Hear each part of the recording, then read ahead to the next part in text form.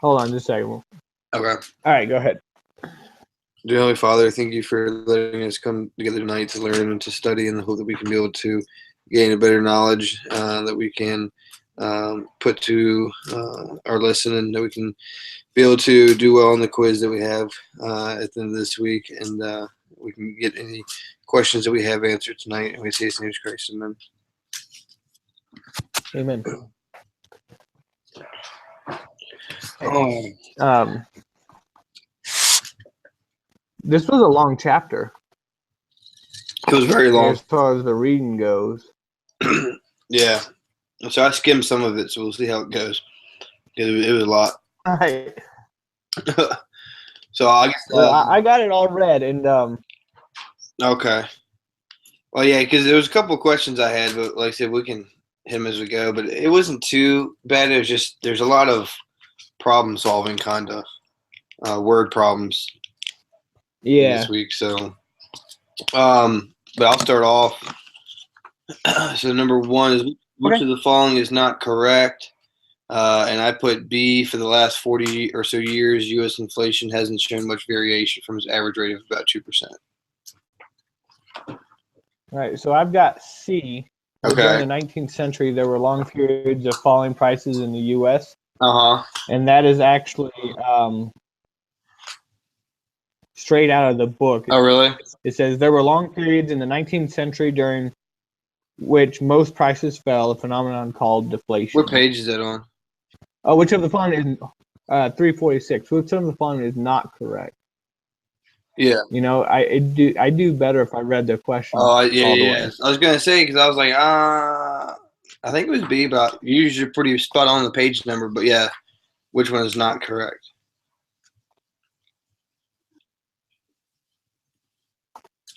Was wrong. Because I was like, which one's correct? I was like, oh, I found that in the book. It's gotta be it. Yeah. I think you're right. So, all right. Number 2, if the real interest rate is 6% and the price level is falling at a rate of 2%, what is the nominal interest rate? And I put 8%. Mm-hmm. Because 6% plus 2%. So, but I don't know about the falling. Yes, that's why what I did was I took the price level is falling. I took 4% because if it's falling, you're starting at 6% and you're dropping at a rate of 2%. So I did 6 minus 2, which gave me 4, which was A. Yeah, but the reason there was a reason. Hold on, let me find. Okay. Because the real interest rate is the nominal interest rate minus inflation. So in order for the real interest rate to be 6%, the nominal has to be higher than 6%. So the inflation rate is kind of what I was taking as the price level. Yeah. So to find the nominal interest rate, you've got to add the 2%. Is what I did. That's why. Okay. Yeah, because to find the nominal interest rate, it's real interest rate plus the inflation rate. Okay. And I think the price level is the interest rate. So even though the price level is falling, it's still you still have to add it to the 6%. All right. Go ahead and put that down. Makes sense. All right. I had a couple hours the other day that I was like, I read the book and I was doing all my notes. So I actually have notes written in my book as to where I found it. And like I put in the side, like this highlighted section goes to question 2 or question whatever. So nice. Yeah, it's helpful sometimes, like I said, if we can't find it in the book, but being able to find it makes it easier. All right. Number 3, so from the early 1980s to the 1990s, the nominal interest rate, I put A, fell because the Fed got inflation under control. Yep, that's what I got straight out of the book. Yep.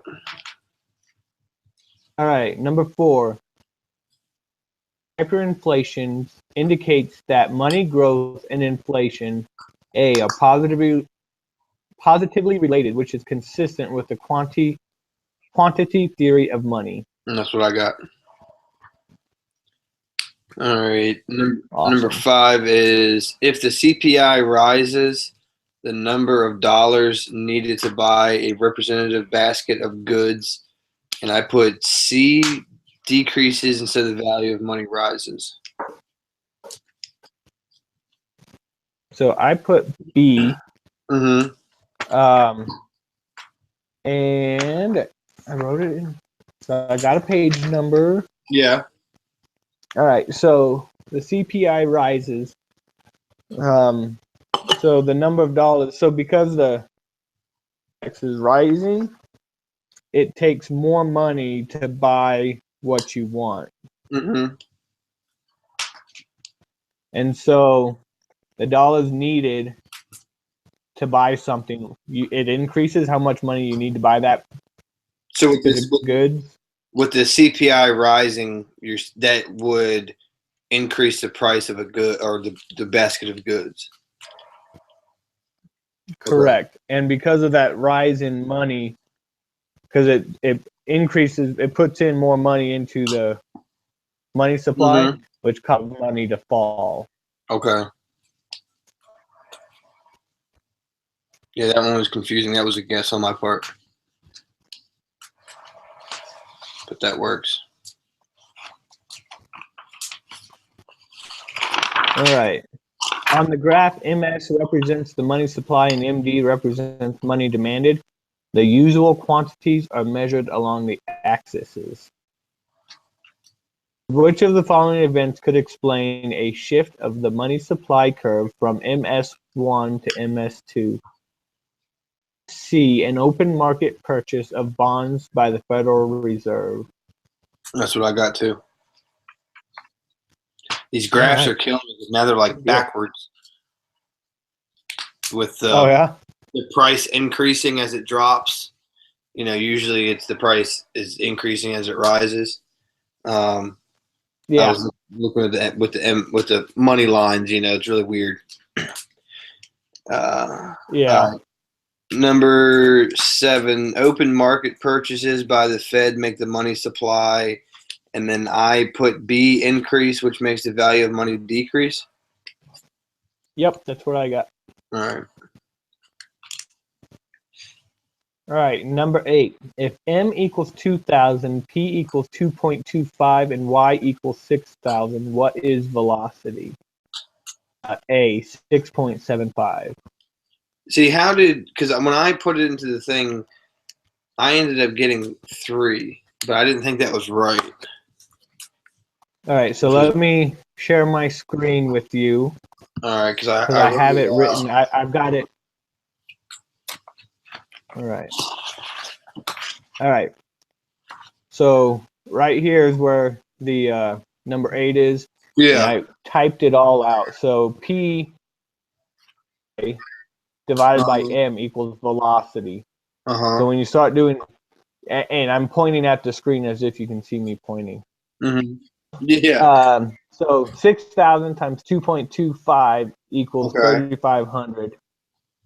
And when you divide 3,500 or 13,500 by 2,000, you get 6.75. Okay. Because I think what I did, I'm just double checking to see.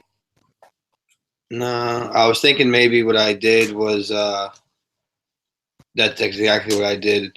I messed up doing the equation. Instead of doing the P times Y, I did P plus Y.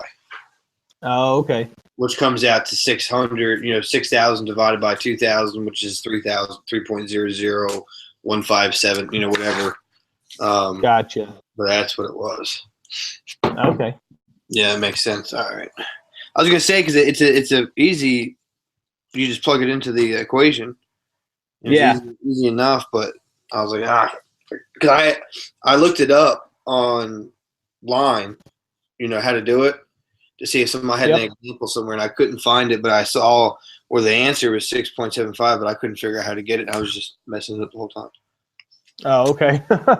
Yeah, it's multiplication. Yeah, yeah, yeah. Well, I bet you I remember that one. Right. All right. So number 9, the price level is A, and I put D, nominal variable. All right, and I wasn't sure on this one. I put relative variable. Couldn't find it in the book actually. Yeah, I couldn't find it in the book, but I was just relating because I looked up nominal variable is in the book. Yep, and that's variables measured in monetary units. And then real variables are measured in physical units. But I couldn't. I mean, I could find the relative price, and I just couldn't find price level. Yeah. I mean, I could see where it said price level a couple times, but I couldn't find. And see, price level is. My problem is I can see it relating to nominal. I can see it being a nominal variable, and I can also see it being a relative variable. You know, kind of go back and forth. So I ended up just choosing nominal as a complete guess between the two because I know it's not the other. Yeah, I know it's not dichotomous, and I know it's not a real variable. Yeah. I picked relative because it's between this and that. So yeah. But that doesn't make a whole lot of sense either. So. Oh, and down. Wait.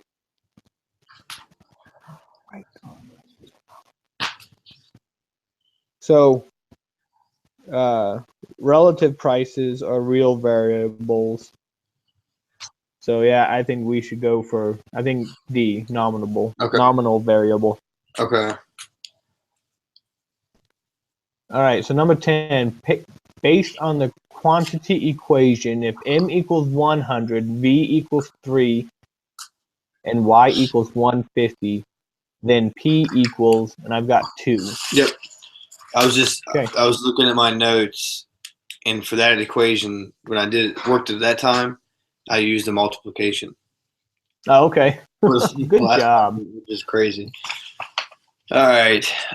Number 11. Suppose the United States unexpectedly decided to pay off its debt by printing new money. Which of the following would happen? And I chose D. All of the above are correct.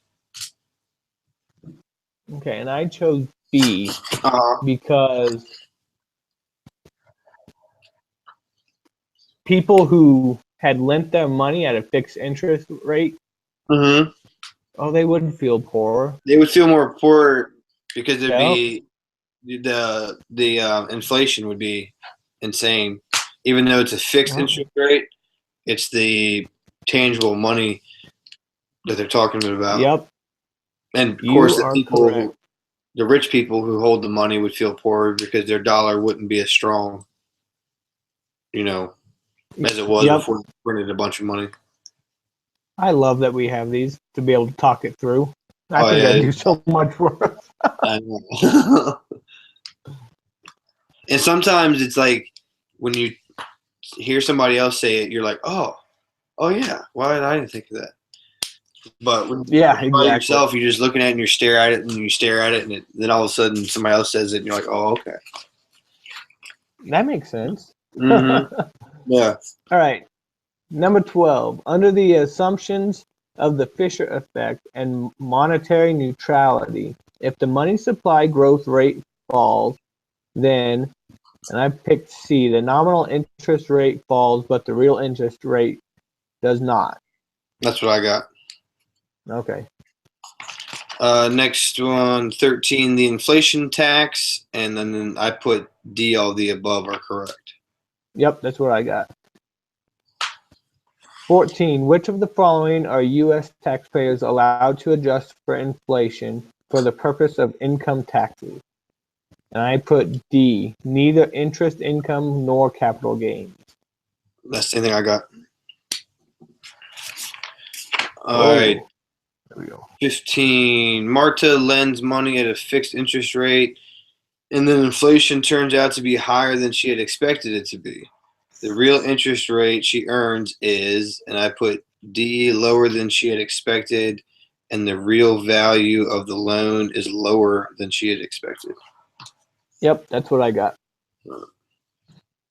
All right, 16. When Haley states that inflation by itself always reduces her savings, she, and I put D, has expressed the idea behind shoe leather cost. Wasn't positive. I mean, I knew it wasn't. I kind of did process of elimination. Yeah. So I knew it's not the inflation tax. Yeah. So what I did was I ended up choosing, because I was the same kind of boat you were, but I chose C, has committed the inflation fallacy. So because I think when she's, cause I don't know, I'm lost, but because I can see where it could be D. And see when you read the inflation fallacy, it says inflation robs him, because it asks, if you ask the typical person why inflation is bad, he will tell you that the answer is obvious. Inflation robs him of the purchasing power of his hard-earned dollars. Mm-hmm. Is purchasing power, not the return on savings. Yeah. So, and that's why I didn't pick the inflation fallacy. Okay.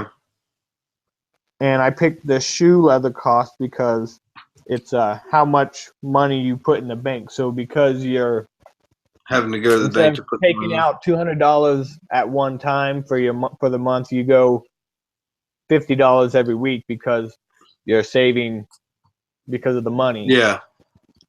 Okay. And then when you read the example later about the 25 million pesos that go down so fast, so that's the reason I picked the shoe leather. Okay, yeah, that makes sense.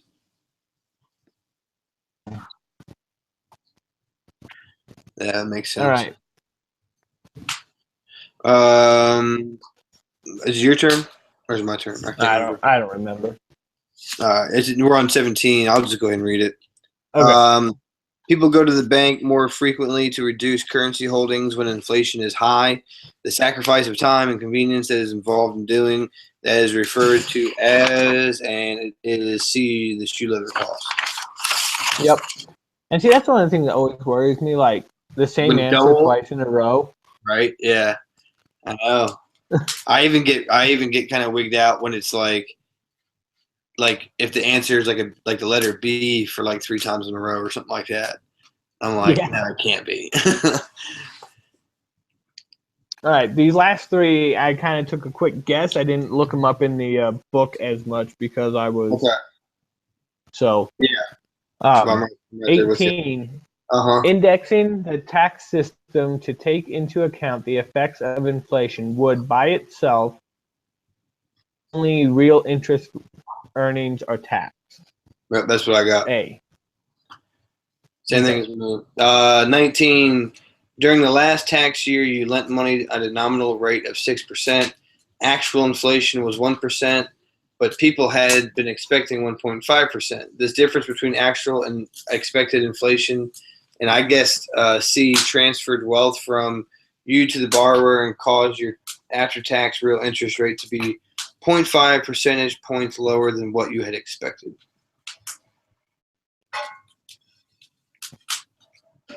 Okay, and I had picked A. Okay. Transferred wealth from the borrower to you. After tax real interest rate to be 0.5 point higher than you had expected. Okay, but okay, so not A or B.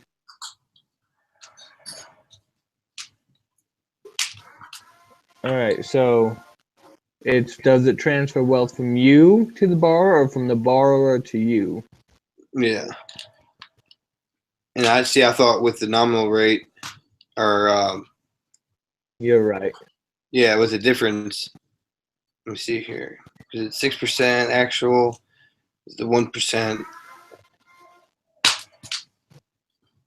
But with them expecting a higher percentage rate, I believe that's what I was looking at when it comes to the borrower, from you to the borrower. Yeah, so both C and D say it's transferring wealth from you to the borrower. The difference is on C it says after tax real interest rate will be 0.5 percentage point lower than you had expected, or be more. And D says more than 0.5%. Yeah. So you're correct. Good job. You're awesome. Good guess. In order to maintain stable prices, the central bank must, and I picked C, tightly control the money supply. That's what I got. Yeah, none of the other ones, like they don't have, I mean, they can keep low interest rates, but that's not always what they want to do. Yeah, exactly. They always want to keep unemployment rates low, but that doesn't affect stable prices. Yeah. And selling index bonds isn't always what they want to do either. No. So.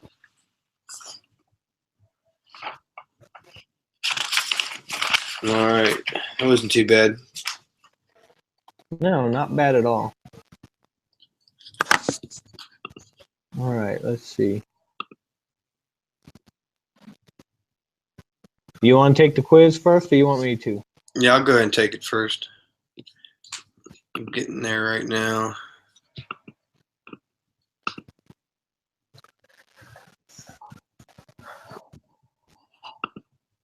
Oh.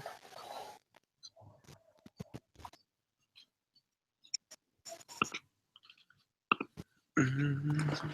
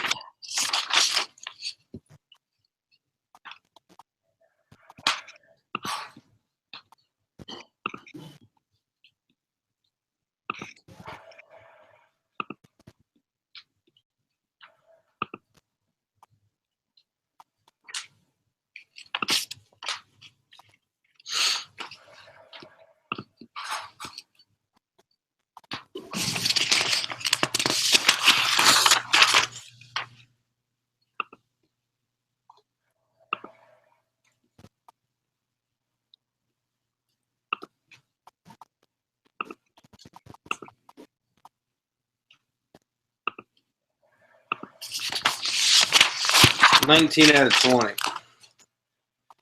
Oh shoot, I'll take it. Yeah, I'm not going to argue with that at all.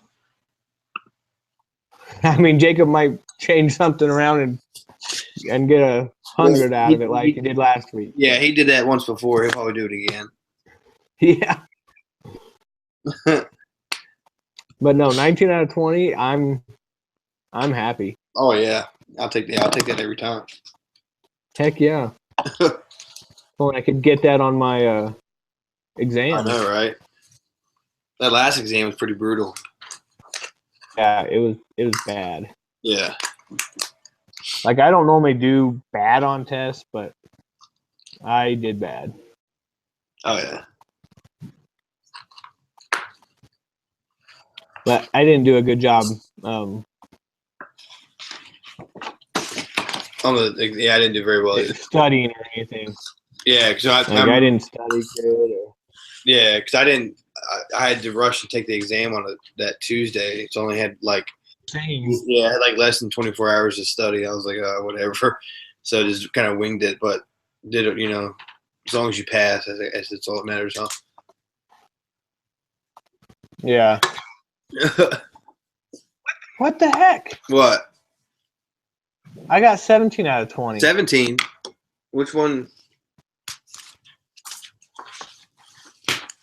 Because I changed the answers that we discussed? Oh, you know,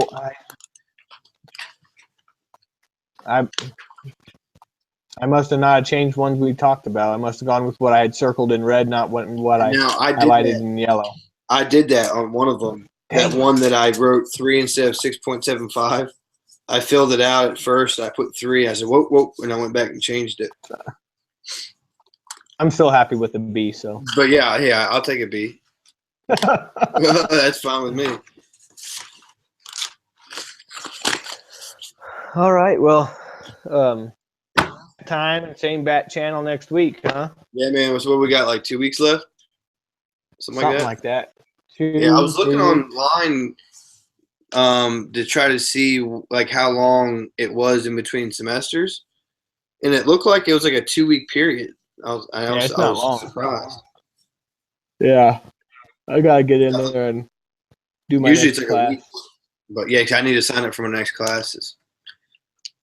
But that'll have to wait till next week. So yeah, I hear you. All right, man. Well, enjoy your vacation. All right, we will talk to you next week. All right, man. Bye.